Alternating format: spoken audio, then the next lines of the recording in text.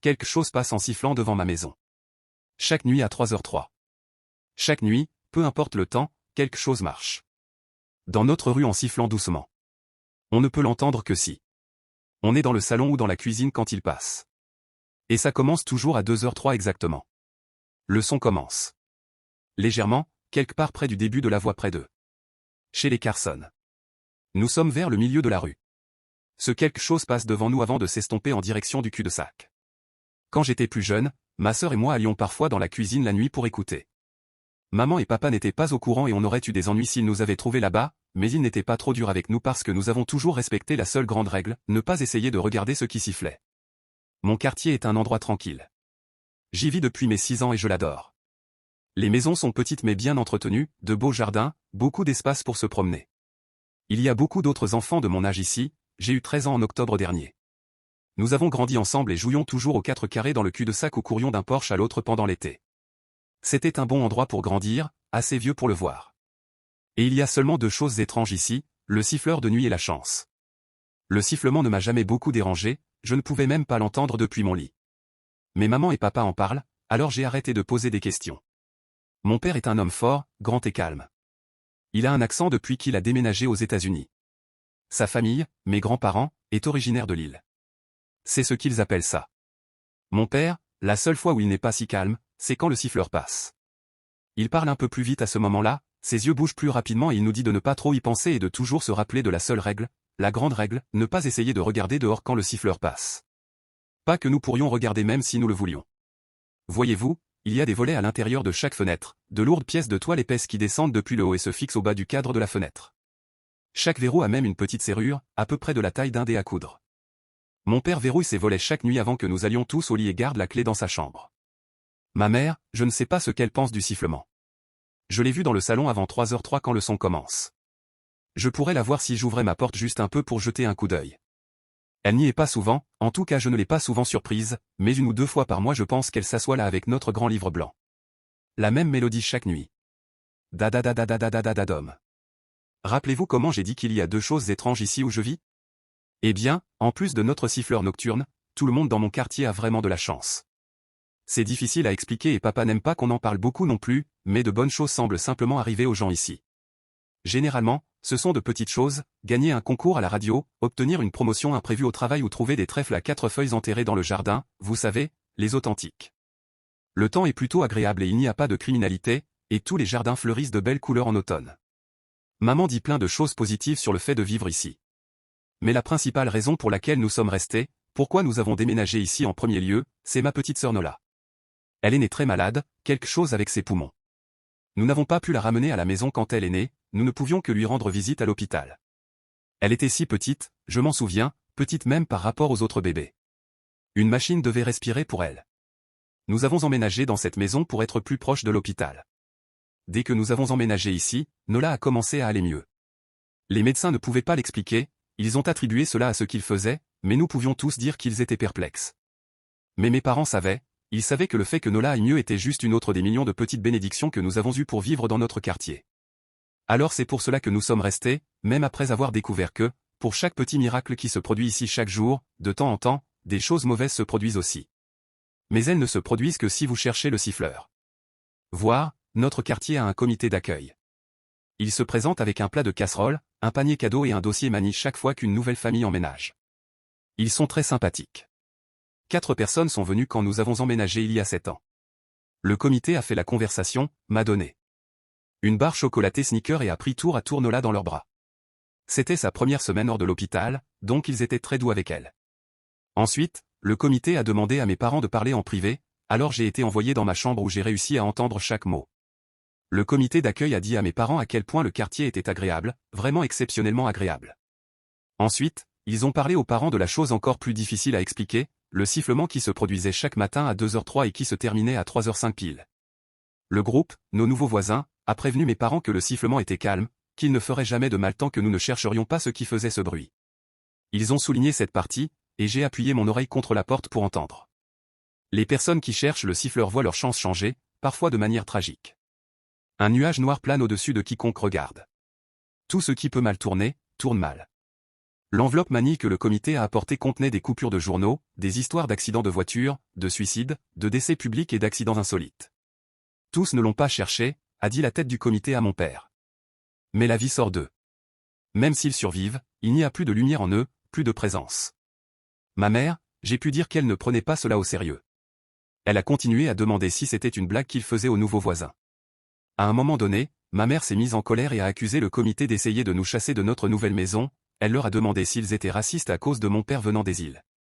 Mon père l'a calmé, lui a dit qu'il pouvait dire que nos nouveaux voisins étaient sincères et qu'ils essayaient simplement de nous aider. Il a expliqué qu'il avait grandi en entendant ce genre d'histoire de la part de sa mère et qu'il savait qu'il y avait des choses étranges qui marchaient parmi nous. Certaines de ces choses étranges étaient bonnes et d'autres mauvaises, mais la plupart étaient simplement différentes.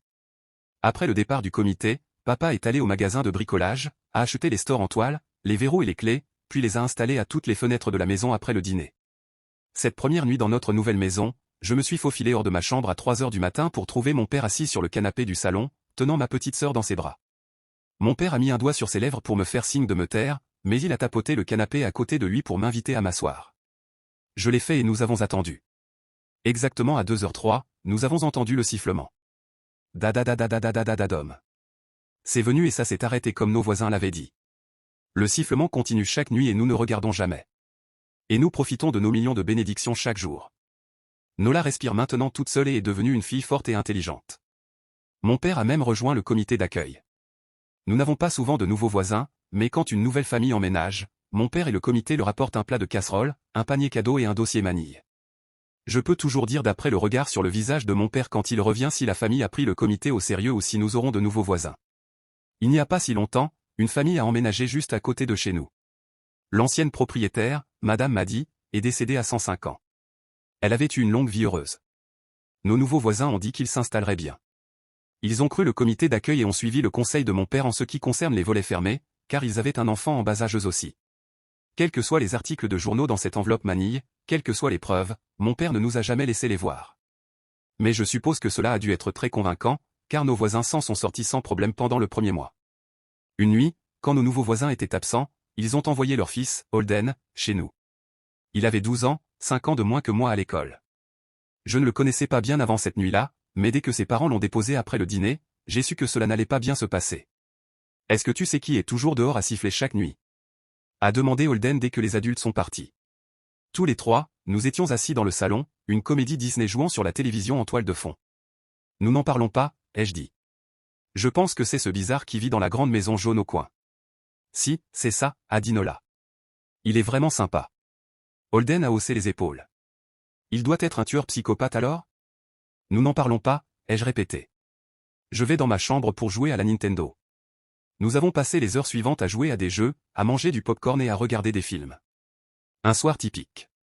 Mais j'ai remarqué que Holden devenait agité. Tu sais, les soirées pyjama, où nous ignorons commodément toute suggestion d'heure du coucher. J'ai été choqué de constater qu'il avait raison, il était presque 3 heures du matin. Nous n'en parlons pas, ai-je dit. Eh bien, je peux même pas essayer de regarder parce que ton père verrouille les volets chaque nuit et cache la clé, a-t-il continué. Mon père aussi, a dit Nola. Non, a récité Holden.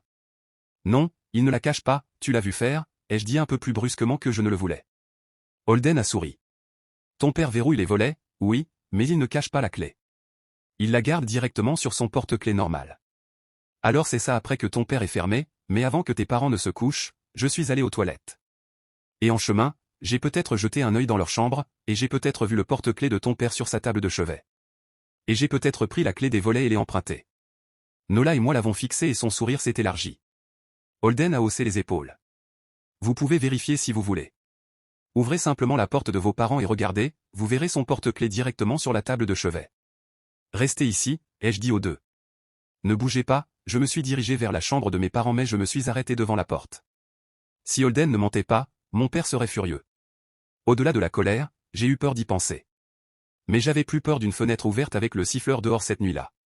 J'ai ouvert la porte, à peine d'1 pouce, et j'ai regardé à l'intérieur, mais il faisait trop sombre pour voir.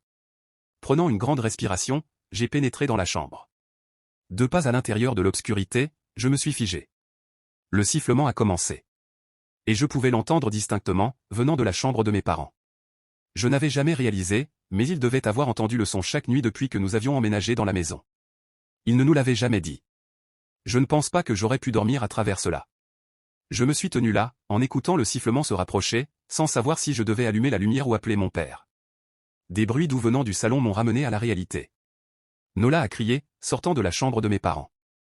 Holden et Nola se tenaient près de la porte d'entrée, à côté d'une fenêtre. Holden ne mentait pas. Je pouvais le voir en train de manipuler la serrure d'un des volets. J'ai entendu un déclic. Il avait vraiment la clé. Nola a poussé un petit rire. Holden se tenait là, tremblant comme une feuille, effrayé mais peut-être curieux. Le sifflement était juste devant notre maison maintenant. Je pense que j'ai fait un son, j'ai peut-être crié. Je ne me souviens pas. Le temps semblait figé, les aiguilles de l'horloge collées au cadran. Mais je me suis retrouvé à bouger. Je ne suis pas rapide, je n'ai jamais été athlétique. Cependant, je me suis retrouvé à couvrir l'espace entre moi et Nola en un instant. Mes yeux étaient fixés sur elle, mais j'entendais Holden tirer le store complètement vers le bas. Ça a commencé à produire un sifflement et j'ai entendu le sifflement juste de l'autre côté de la fenêtre. Mais j'avais les bras autour de Nola et je les retournais, de sorte que son visage était tourné loin de la fenêtre. En même temps, j'ai fermé les yeux avec force. Le store a été tiré brusquement. Le sifflement s'est arrêté. J'ai senti Nola trembler dans mes bras. Ne regarde pas, d'accord ? Je lui ai dit. Ne te retourne pas. Nous étions positionnés de telle manière qu'elle était tournée vers le couloir et moi vers la fenêtre. Mes yeux étaient toujours fermés, mais j'ai senti qu'elle hochait la tête contre mon épaule. J'ai tendu l'autre bras vers Holden et j'ai essayé de le toucher. Ma main a effleuré son bras. Il tremblait encore plus que Nola. Holden, ai-je demandé. J'ai atteint le poignet de Holden, j'ai palpé son pouls. Il était faible et rapide. Je me suis penché vers lui et je lui ai touché la joue. Holden, tout va bien. Il n'a pas répondu, ses yeux étaient écarquillés, fixés quelque part derrière moi. Puis il a crié. Les mots qui sont sortis de sa bouche étaient inintelligibles, mais le ton était désespéré. Les yeux de ma sœur sont passés des miens à Holden, puis à la fenêtre, où ses propres yeux se sont écarquillés d'horreur. Holden a crié à nouveau, mais j'ai à peine entendu le son. Ce que j'ai entendu, c'est le bruit de la chaise que mon père a renversée en se levant. La voix de ma mère, pleine de peur, a retenti dans la pièce. Mon père, avec une détermination que je n'avais jamais vue chez lui, a marché vers la fenêtre. Ma mère l'a suivi, tirant Nola avec elle.